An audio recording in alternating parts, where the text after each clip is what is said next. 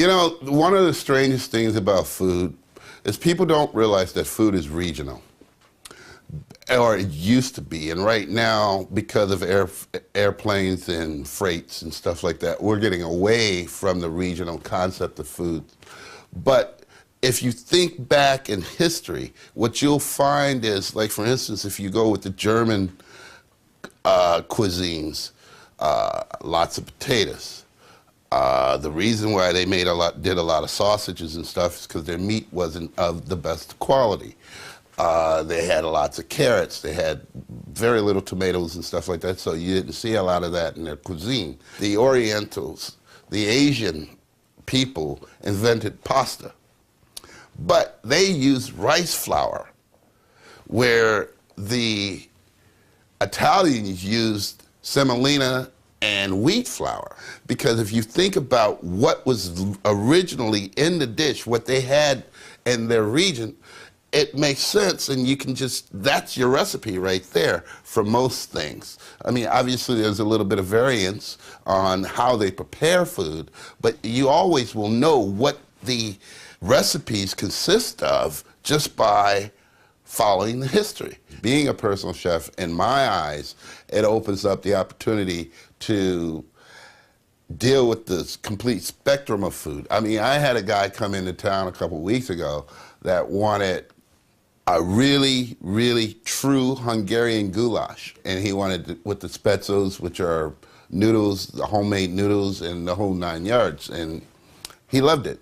His family was from where that dish originated from, and they loved it. They were surprised that they could actually get that kind of food in America. And it was fun for me because I actually had to research in order to find it. It was a pleasure, actually. What's unique about my cooking skills are, I'm one of those strange people that will utilize multi-cultures simultaneously on a plate. There's this concept that my wife and I was working on for a organization in one of the cities we lived in, where it was around the world in 7 courses.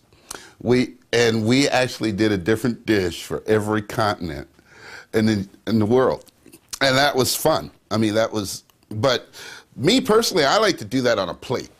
It sounds a little weird, but it really wouldn't be. I think it would be a lot of fun. The European concept of being a chef, it takes as long to be a chef as it does to be a doctor or a lawyer or something on the lines of that. They are considered to be professionals.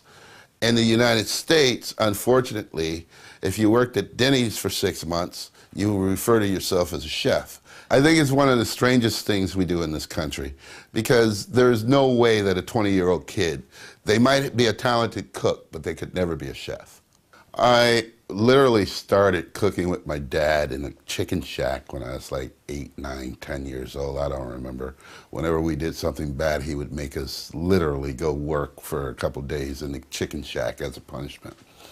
And from there, I really started enjoying what I was doing. So therefore, he set me up with an apprenticeship when I graduated from high school. I was at a place called the Grenadiers Restaurant in Milwaukee, Wisconsin, which I just felt totally in love with food. And from the apprenticeship, I actually got to do some traveling. The chef, Canute Appetz, who I truly consider to be my mentor, thought I had a lot of skills, so he decided for me it would be to my best interest to do some traveling, go around the world practically, and do small apprenticeships. And so I would do 2-month, 3-month, 4-month, up to 6-month apprenticeships in different countries. It was really kind of interesting because I would go from France to Germany to Spain to the Orient, and I actually got to spend some time in South Africa, which was probably my favorite apprenticeship that I did. One of the things that I really enjoyed about South Africa was how they utilized some interesting concepts with different types of food, such as what they would do is they would sweeten their meats because the refrigeration was so bad, and they would actually pickle their meat by utilizing sugar and stuff of that nature. And that was something that I had never even thought of doing. I mean, I've thought of doing brines and doing citrus, like for instance a ceviche or something like that.